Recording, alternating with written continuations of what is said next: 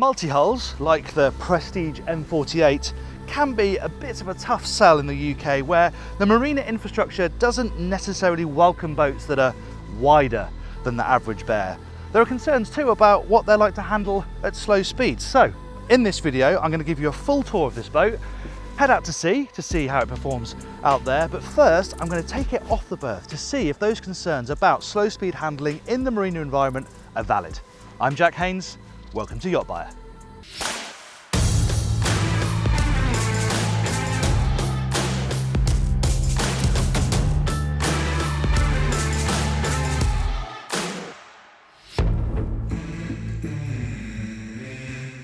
I should point out, I've obviously driven plenty of boats, but this is the first time I've driven this boat, the M48, and it's the first time I've driven a Power Cat with shaft drives and a joystick. This has got the Volvo Penta joystick system, which combines the thruster as well. So, in theory, this should be pretty easy, but let's see if that stands up. Now, the boat has got a joystick fitted, but I'm actually going to try and do it the old school way, just to try and demonstrate how that works. It's got a bow thruster, so now I'm just sort of working it out using the splitting the sticks on the throttles and then using a bit of bow thruster just to get the bow across. Now, when these multi-hulls, these power multi-hulls without sails first came in, they were just sailing boats without the mast effectively. But things have changed quite a lot. You know, this boat was designed from the ground up to be a powered multi-hull. So you have things like the bow thruster. I've got my familiar Volvo Penta D4 320s. And because of the twin hulls, okay, it's quite kind conditions, it's not that breezy. There's a bit of tide on the ebb, but it does sit very nicely in the water and it doesn't drift around too much. So I'm literally just doing this on the throttles at the moment. And then you can just pop in a bit of bow thruster if you're losing the bow a bit. And you can see I'm sitting here, I can see around okay. I can't quite see the starboard quarter, but it doesn't feel intimidating from up here. I've got a great all-round view. This is a multi-hull, but it's a metre narrower than something like the Aquila 48. So it doesn't feel sort of ridiculously wide. We're quite lucky with having big fairways here on the handle, but yeah, I have to say, first impressions are this doesn't feel particularly intimidating. It responds really nicely to my inputs here, and I haven't even touched the joystick. This has all been done on the throttles and a bit of bow thruster here and there, but she's very light and soft in and out of gear. It's not too jerky, it's all predictable, but then you can bring the joystick into the mix. It's just like on a Volvo monohull boat. You hit docking, it's the same joystick, all the same controls. And this is now in control of both the engines and the thrusters. And it'll only bring the thruster in if it thinks it needs to, because if I'm just going to turn here in this fairway, on a calm day like this, it'll probably just use the engines. It'll put one into forward, one into reverse, and we should just turn. So I'm just going to give myself a little bit more room to play with before I make that turn. But again, on the joystick, you know, the gearboxes aren't clunking and shuddering. It's nice and predictable. Can take time to warm up. All these joysticks are calibrated slightly differently. Some can be a bit bitey in and out of gear, but again, this feels nice and smooth. I knock it forward just to take the pace off. Again, that's a really smooth transition. And then now if I want to swing around to port, turn the stick, and it's not even bringing in the bow thruster, because to turn, that's the thing, these cats, the props are so far apart. You've got a great pivot point. So there's no thruster involved in this turn at all. I'm turning the joystick, and it's putting the starboard engine in forward, the port engine in the stern, and we're just turning beautifully. Really predictable, easy. And then you can just drive it on the joystick. It's probably just nudged into dead slow ahead, really. So again, nothing is too fast, nothing is jerky, unpredictable. It really does take the worry about how you maneuver these things out of the equation, in my opinion. Moving sideways historically was a real pain on old school multi-hulls, because you didn't have a bow thruster and you'd turn the sticks and then the bow would be pinned up against the pontoon, you'd have to spring it. It was complicated and daunting. Now, the boat just follows your commands. I think, you know, the joysticks have revolutionised the way people drive boats and make them less intimidating as a whole, but on a power cat like this, I think it's especially helpful. Before we get up to speed, let's talk about pricing, shall we? The base price for the M48 is in the UK around £950,000 excluding VAT, but for a turnkey one with all the kit you're going to want on board, you're looking probably closer to £1.3 million excluding VAT. But if you want more detail on value for money, specs, pricing, that sort of stuff, make sure you go and read the in-depth written review. We've got a whole value for money section where I'll go into more detail about how you might want to spec one of these, and also on yachtbuyer.com you can compare this directly with its closest rivals. And while I'm plugging things, make sure you subscribe to the Yacht Buyer channel. We do a lot of these sea trials. If you enjoy them, hit subscribe, hit the bell icon, and you never miss one. Right, let's get on to the driving experience. They've kept it really quite simple for me with the engine options because there's just one. Volvo Penta D4 320 horsepower on V drives. So it's a shaft drive, and the thing about a multi-hull like this, the nice thing I think, is that it doesn't really matter what speed you're travelling at. It really moves through the water in much the same way whatever you're doing. We're piddling along here at 8 knots. It's got a 1200 litre fuel capacity. You've got two 600 litre tanks, but at this speed you're probably going to get about 600 nautical miles out of it. So, you know, you're not crossing oceans, but decent slow speed range. However, if you want to get a bit of a shift on, it will top out just shy of 20 knots. So the fast cruising speed, we just ease up there now, is about 15-16 knots. But apart from the sound of the water rushing past the hull, nothing really changes. You don't have to worry about trim. There are no trim tabs, there are no stabilizers. It's a very simple driving experience. And now we're edging up towards that 13-14 knot speed, and we're just moving through the water a little bit quicker. But I think that's nice. You know, this is a big platform, a good family boat, and it feels like even when you're moving along, guests, crew can move around the boat really comfortably, and you can basically just adjust your speed to however you feel on the day. If you want to get a bit of a lick on, cruise along at 17 knots. If you're in less of a rush, 10 and 12 feels fine. And it does feel like it's just slicing very cleanly through the water. You can just hear the water sort of peeling off the hull. Now, it's a very calm day. We've got a bit of wash occasionally from some shipping in the Solent. You know, it's not going to be very easy to get a real read on what this is like in heavy weather. I have tested power cats of this size before, and yeah, they do slice through nicely, but they have their foibles as well. The quartering sea, you get this corkscrew effect sometimes where the hulls sort of maneuver around through the hull shape, and it can just sort of feel a little bit awkward. And of course, those thin hulls, you know, they do slice into the water. It means you can get quite a lot of up and down from the bow. But it's all about sort of being appropriate in terms of speed for the conditions. Here we're slightly down chop, we've got the wind behind us, it's a very slight chop anyway. 16 knots feels absolutely lovely. The driving environment is very nice. I mean, there is very little movement on this bench. You can adjust the wheel at least so that you can move that up and down. But yeah, it's a shame this bench is fixed. However, I do like that there's space for two people here, so you can have a helms person and a navigator. And actually the layout is really good. Everything's nice and upright. I've got two MFDs. I've got my engine information here, although you have got a dedicated Volvo screen for that, but I like having it front and center. I've got the chart up as well. Of course, you've got radar and all the other, you know, modern accoutrement, but yeah, this feels like a good setup to me. It's simple, it's clean, it just works. And I've got a great view from up here. I can see both corners up front. My all-round view is very good, and it's quiet because you're not herring along at 25, 26 knots. This just feels very comfortable. I'm not having to raise my voice. Granted, we are downwind. We turn into it, it would be a bit different, but yeah, I'm enjoying this driving experience. And I think what's really nice is because there is no real great benefit in roaring along higher up in the rev range, you probably will just slow down a bit, enjoy a slower pace of life, and the boat is very happy doing that.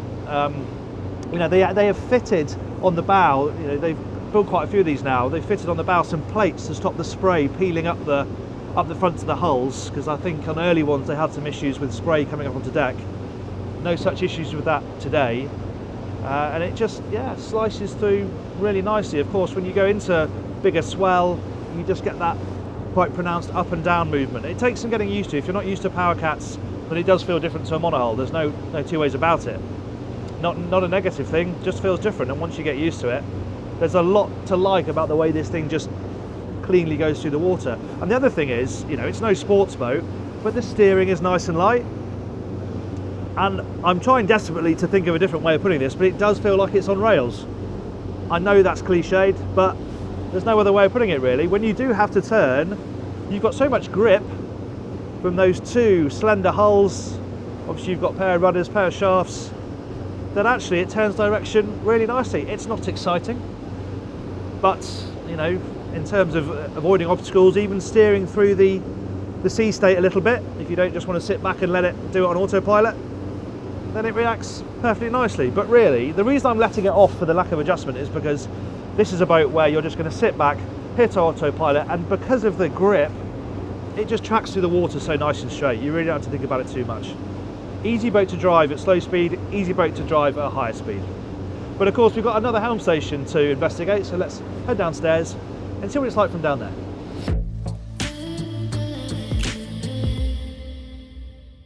The Lower Helm then, not a place I imagine people spending that much time. It just feels like a boat where you're going to want to be driving from the Flybridge whenever you can. However, if you're in Northern Europe or somewhere similarly unpredictable when it comes to weather, having this is going to be invaluable. And though it's a little bit compromised in its layout, it is still a nice thing to have. And when I talk about the layout, I mean, you can probably see the steering wheel is set strangely high and the seat is a little bit low. It'd be great if you could either bring the wheel down or the seat up. Just bring me a bit closer to it somehow.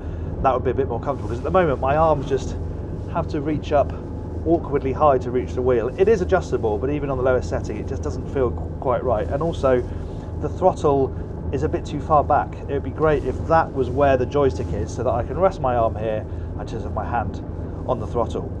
That said, despite the ergonomic quirks, the view is good. Despite having these big MFDs, which are welcome, trust me, it's nice to have those, I've still got a really nice clear view forward, even over the sofa. And I mentioned about, you know, not needing trim tabs or anything like that.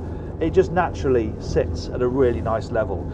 If you're heaving up and down in the big sea, okay, you're going to be losing the horizon a bit, you know, with that sofa there. But on calmer days, this feels absolutely great. And the all-round view is good as well, because they've fitted glazing even where the staircase is outside in the corner. So yeah, I can see, look around here really easily. And actually everything falls to hand. You know, it's nice and close to the screens. All my switchgear is nice and close as well, and it's pretty quiet too. The engines are actually in insulated boxes. We'll go into the pros and cons of that later on when we go into the engine room, but one of the major benefits is it's quiet. Those 4-cylinder Volvo engines can be a bit noisy, and they've managed to mitigate that quite a lot. You know, they're not too far away. There's not a huge boat. We're quite close to them, but here again we're doing that 14-15 knot cruising speed, and sound levels are perfectly well contained. You feel it through more lumps and bumps down here than you do upstairs, but again, the way this travels through the water, the ride is soft, it's relatively gentle. You know, it doesn't creak and bang and slam. It just sort of slithers through the water quite quietly.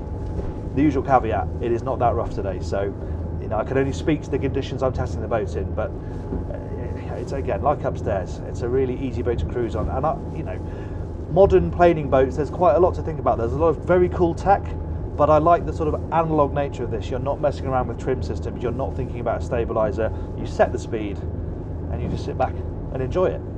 And actually, sitting back and enjoying it is a key part of what this boat is about. So let's drop the anchor and have a look around the deck's interior. We're going to start the tour down here at the stern, and this platform plays a big part in the M48's functionality back here. This is where you carry the tender, so this will drop down into the water. In fact, I can do it. You've got two buttons here, one for some storage, I'll show you in a moment, and then this button here which will drop the platform down into the water.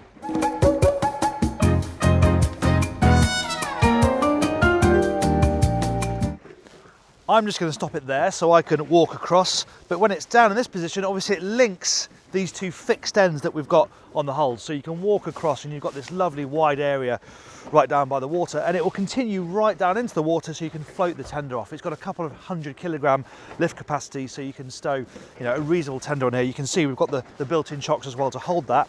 There's also slots for poles, so you can put some barricades around here if you want to make it a little bit safer. The other thing about this area, I mentioned the transom storage. There's another button here. So the transom then drops down. It's not a tender garage or anything like that. It is just a really big, useful storage void. It's actually got the generator in there as well, but they've got these partitions in place, so you can use it for storage. It's lined in teak too, so it looks quite nice when it drops down. But what a really convenient place Be able to store all your water toys. You can get sea bobs in there, stand-up paddle boards. It's vast, and you can also access it through the cockpit. There's a hatch in the cockpit, so you can drop down into it that way as well. Some other features here, we've got doors on both sides. Over here, you've got shore power connection, all neatly hidden away there. And then the other side, got the controls for those platforms, but also this is where you've got the deck shower. So that pulls out here, and again, that's in a nice spot right by the back of the boat, so you can have a shower and all the water's going straight off the boat. So yeah, this is a really well thought out, convenient area. The last thing to mention is that this platform raises all the way up, nearly in line with here, to extend the living space on the main deck. We're going to talk a bit more about that inside the cockpit, so let's head up there. When the platform's right down, there is quite a lot of turbulence because of course the water can come between the hulls and over the platform. Could make it a little bit tricky when you're launching or recovering the tender in choppier conditions. However, the final trick of that platform is for it to come right up just below deck level. It isn't quite up to the same level, which is a bit frustrating, but you can open up this table. Quite useful that it splits anyway, and quite nice that it also unveils a handhold and some cup holders here. And you can move between this centre section, this little seat pulls out, and then you can open up and you can walk straight out onto the platform from the cockpit. So it really usefully extends your living area. You can see the kids perched on the edge, you know, legs dangling off, jumping off even. It's a great springboard if you want to jump into the sea. Again, it's just working a little bit harder, giving you a bit more living space down here. Not that you really need it. This is a multi-hull after all, so the beam is really great, and it gives you plenty of space to move around here. The fact that the table splits helps all of that, and you've got good coverage too.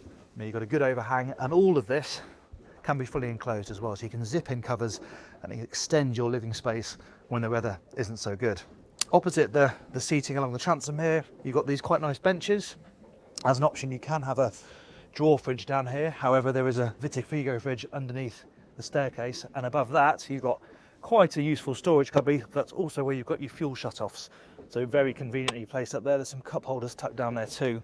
The staircase, obviously, it's nice and shallow. It does eat into the floor space a bit, but it does mean that getting up and down between the decks is really quite comfortable. And you're probably seeing we're getting a little bit of rolling here. Of course, this isn't stabilised with a stabiliser. It relies on its own stability from the two hulls, and we're just getting the wave sort of on the quarter here. So you do get a little bit of roll, which maybe people wouldn't expect from a multi-hull, but it does happen.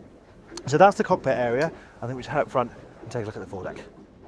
Now, with a beam of 6 metres or just shy of 20 feet, you expect to feel the room on board. And Prestige talks about this being a 50-footer with the living spaces of a 60-foot monohull, and that sort of tracks here on the side decks. These feel like the side decks from a 60-footer, so it's very easy to move up and down, plenty of space to walk your feet either side. You're not 1 foot in front of the other, and crucially, you've got railing all the way, and they come up to a good height, so I can just steady myself as I walk forward here. And of course, the decks expand as we get out to the foredeck where it's connected, and you get another really lovely big living area. And I noticed actually, since I first saw this boat at Dusseldorf a couple of years ago, they've made some tweaks. There's some protection for this furniture, because it struck me that this is lovely, this outdoor furniture, but it really is in the firing line. If you're taking some spray overboard, then this could take a real pounding. So they've just got some dodgers in there to, I think, help deflect that. They've also adjusted the hull. They've put some plates on to stop the spray peeling up the hull and shooting spray over the deck, and we've noticed that on the water. It is a nice dry ride, even though it's not that choppy today. Huge amounts of sunbathing space here, and also storage. Now beneath me, as an option, you can have a crew cabin one side, bathroom the other. Very much an owner-run boat this, so people may spec it for the convenience, but I don't imagine many of them running with crew, but that's what you have down here. Otherwise, it's just really good storage, and there's good storage between the hulls as well. One thing you don't have on this boat that you do on the likes of rivals from Aquila and Leopard is a connection forward up to the Flybridge. This feels very monohull. It looks monohull. It's a really good looking multi-hull, but you don't have that staircase up the middle, which gives you 2 access points up to Flybridge. But what you do have is a nice slab of sunbathing area here, and obviously you've got your ports for the cabin down below. I'm standing on top of the owner's cabin, which is joined and very, very large. We'll see that in a moment. You've got some storage up here as well for phones and cup holders, and it's a nice place on a day like this to catch the rays, as is the Flybridge. So let's head up there next. Now, this particular boat has got a really high spec, and some of that is aesthetic stuff. You'll probably have noticed the really lovely ice blue hull wrap, and I think that's a good move on a boat like this. Multi-hulls are by their nature slab-sided, so breaking up all that white GRP with a nice colour I think works really well, especially when you have something like the optional hardtop. It's also covered in synthetic teak. Again, you get a lot of blank deck space if you haven't got that. This is a really convincing one as well. It really does look the business and just lifts the feeling of quality all over the decks. And this is a nice living space. You can see the amount of seating we've got here. Big dinette, so you can dine up here, but also you've got just sunbathing space after. You can see it's clear of the hardtop, catching the sun nicely, and these are just weighted down. So you could move them out like this. You want to sit down, you've got somewhere to lean. So these are quite flexible. We've been, cruising along with them today, and they don't slide around when you don't want them to. Obviously, if you've got somewhere to dine, you need somewhere to serve. So there's a small wet bar here, but it's got everything you need. Got a grill, sink and fridge, and the quality seems really good as well. Nice smooth mouldings, good and chunky on a pair of gas rams. It all feels very nicely executed. And then here on the starboard side, obviously we've covered the helm out at sea, but I like this spot. 2, maybe 3 people can sit here in the sun, enjoying the ride. You can see the depth of the windscreen, so it's pretty well protected as well when you're moving along.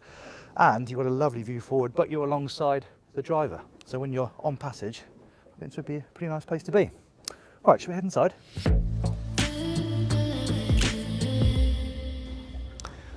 Okay, heading inside. First things first, we've got a top hinge window, so that just fires up. That's all manual, clips up the ceiling there, and as we see so often these days, with an aft galley arrangement that then connects you to the cockpit. And there isn't really a bar here, but you can get nice and close to it, so you can have a chat with people out there really easily. And you can still use this little section here to line up your drinks and create sort of a bar area. There's some storage under here as well. Really quite useful storage. See how far that comes out, good for bottles, that sort of thing. All very convenient. And then you have the galley itself, which is quite a practical shape really. I can wedge myself in here if I'm on a longer passage. You're nice and close to the helm. Yes, it's galley aft, but you're still well connected to the helm. You can still see forwards. You need to come back here, grab a drink, or even make a sandwich when you're on passage. You can do that. In terms of your facilities, you've probably spotted the nice big Vitafrigo fridge and freezer behind me. That's a decent size. Remember, you have got a couple more fridges in the cockpit and also up on the Flybridge, so cooling space is pretty good, and a nice amount of counter as well. And this boat has got the walnut wood option, which I think looks really good. There is a lighter version, but I see all the comments about it looking like IKEA, and I sort of know what you mean, because these are designed to be built fast. They built 50 of these already, but I think the walnut, the dark, just again lifts the feeling of quality in here, especially when it's teamed with this marble look counter. I think it looks really, really nice. Got a big sink. This is actually a top loading storage area, but all sits flush. You have got a good amount of counter space because the TV is under here, so you're going to lose this when the TV is up. And it's a surprisingly big TV. I certainly wasn't expecting to see a 50-inch flat screen in a saloon of this size. The benefit, of course, is you've got a huge TV, and it's directly opposite the dinette sofa, so you can crash on there. It does look nice and comfortable, doesn't it? And you've got a great view of the telly. However, when the telly's up, it's obviously blocking the galley. So if you're in a galley cooking or washing up, you're sort of being pinned in by the TV. But the price you pay to have a good sized TV, and it comes up a long way as well. Moving forward, this is just a fixed table, but one thing I must point out is we have got a side door. Now it doesn't align with the helm, it just can't because of the geometry of the decks, but it gives you another nice access point into the saloon and a bit of natural ventilation as well. So you've got a cross breeze that's going to be able to come into the saloon. So a bit annoying it doesn't line up with the helm, but it's not bad, and good that you're not just relying on getting in and out from the back of the boat. Now, of course, we've got a few different access points here because the accommodation is dotted across the hulls. A guest cabin in each hull, but we're going to start with the star of the show when it comes to accommodation, the owner's cabin forward.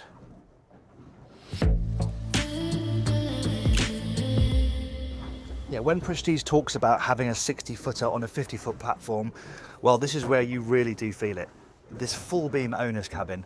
But there are a few different layout options. You can have 4 cabins in total, which splits this cabin in 2 and creates a pair of doubles with their own wet rooms. Obviously, this is the luxury version. I think this is the most popular out for obvious reasons. As the owner, why would you not want to be sleeping in a cabin like this? Because it is one of the key reasons why you buy this boat. Now, it doesn't have the fully flat deck like you get on the Aquila 50, but the nice thing you do get is separate shower and toilet compartments. So down there, that's all shower, but with the sink, and over there, that's all toilet, but with the sink. Storage is forward here. This is your hanging locker, Not huge, but you know, enough space to hang a few clothes, and there's more clothes storage down there in the form of some drawers. TV is up on this side, and underneath there's a bit more storage, not quite as good as over there because the helm is eating into some space, but room for bags, shoes, they've got a safe down there as well, so all very handy. And there's more storage down here, of course, in the bureau, which is nice. This is another sort of luxurious touch, something you wouldn't maybe expect to have on a boat this long anyway, but of course you've just got so much more room to play with. But they filled it well, isn't it? They put furniture in for furniture's sake. I mean, look at the size of the bedside tables, and it's very bright in here as well. We've got light coming in here, don't worry, there are curtains so people can't peep in when you're sleeping, but you've got skylights as well, so you're getting natural light. But again, although it's got air conditioning throughout, you've got portholes on both sides, these as well, so if you want to get some breeze in here, you can. Pretty lovely space, huh? Let's go and check out the guest cabins. We're down in the starboard hull now, where we find the VIP cabin, and it's a really lovely space. Big bed, and I've just noticed that actually this is also on runners, so this can become a twin. So you have that in both, which really adds to the versatility, of course. With the 4-cabin layout and these split berths, it would be a pretty fearsome charter machine with the flexibility and accommodation. But as your primary guest cabin, yeah, it's lovely. Headroom's great, nice amount of floor space here to get changed. You have to step up into bed, but it's a nice sized bed. Even when they're 2 singles, they're still a good size. And the way it's arranged, you've got a great view out as well. But you may be hearing some hull slap on the microphone, and it is quite noticeable in the owner's cabin and the guest cabins. And I think that's just part of the fact that you've got essentially a big echo chamber over there. You've got the waves running through the hull, hitting the hulls on both sides, and then over the top. It just amplifies the sound. So if you're thinking you're going to be spending a lot of time on anchor, want to sleep on anchor, it's just something to think about. But no denying how good the spaces are. And this cabin has got a really nice private ensuite as well. Storage decent. There's some drawer storage up on that side, but you have got a nice hang locker here as well. Storage under the berths as well. So yeah, for longer stays, nice and comfortable. Let's go to the other hull and have a look at the final guest cabin. Right, we're in the port side hull now, towards the aft end, where we find this final guest cabin, and it's quite handy because this one is set up in the twin variant. There's no push button to slide the beds on this boat. It's all done manually. Again, quite reliable, you know, nothing should go wrong there, but you can just unpin them and slide them into whatever position you want, really. Again, really flexible stuff. Now, this cabin isn't directly connected to a bathroom. You just got to go across the lobby because the bathroom is right aft. So that would be the day head. That's the toilet the guests will come down to use during the day because it's the closest to the saloon. So that makes sense, but it's still a really nice bathroom for this cabin. It's got a separate shower cubicle. It's all nicely finished. And yeah, the other cabins have got their bathrooms, so it's still pretty private. Again, it's a very similar orientation to the other guest cabins. So, you know, your head goes that end, but it means that when you're lying in bed, you can see out the whole window. Similar head heights. It's a very similar formation, you just haven't got that ensuite connection to the bathroom. Nice space though. Right, before we head back to base and fire the engines up, let's go to the engine room and have a look at them.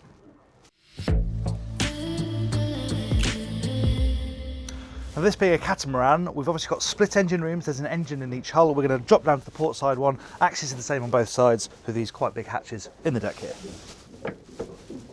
Right, I'm in the engine room, but I know what you're thinking. Where are the engines? Well, they're actually beneath me. There are false floors on both sides. The reason they've done that is to create this big storage area, which, don't get me wrong, is useful. Having big spaces like this is really handy when you're on board for a longer time. However, it means that to get the engines, you have to lift up these hatches. Now, this one is on a hinge, but not on a ram, so quite difficult to hold up. The one in front of it, which gets to the back of the engine, that just pulls out completely. It's sort of okay when it's like this, but imagine doing this if this is full of kit, especially in an emergency. It just strikes me that if you're going to load this up with kit, if you have to get in here fast, that's going to be a bit of a pain. And it is just a bit annoying that you've got to lift up all these various lids to get to the engine, and you have that on both sides. So, you know, it is great from a storage point of view, not brilliant for an engine access point of view. However, the good thing about these spaces is they're not being eaten into by the generator, because as I said earlier on, that's inside that big storage void in the middle. And of course you have got that big storage void in the middle, so you may not necessarily have to fill this with kit, but if you do, it's going to get in the way of the engines.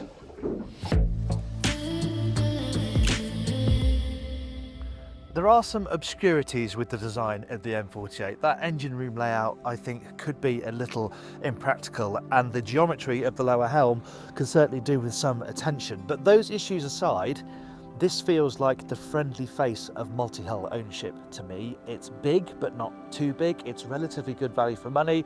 And most importantly, it's really easy to handle, both at sea and in the marina environment. It feels like an experienced couple could quite easily run this boat themselves. And the technology on board, things like the joystick, the thruster, have lowered the barrier of entry to owning something like this. And it's just as capable a comfortable cruiser as it is weekend cottage. There's an apartment for your accommodation in there, and it works really well in both those guises. This was the first power cat that Prestige produced. It was a bit of a risk, but it's proved very popular. I haven't spent the day on it. I can see why. Now let me know in the comments below what you think of this model and what you'd go for if you were in the market for a 50-foot power cat. Thanks very much for watching that sea trial and review of the Prestige M48. I hope you enjoyed it. Please give the video a like if you did. And if you'd like to see my sea trial of its big sister, the M8, we've got that on the channel. I'll put that up there. And if you would like to subscribe, you can do that by clicking up there. Thanks again for watching. I'm Jack Haines. This is YachtBuyer.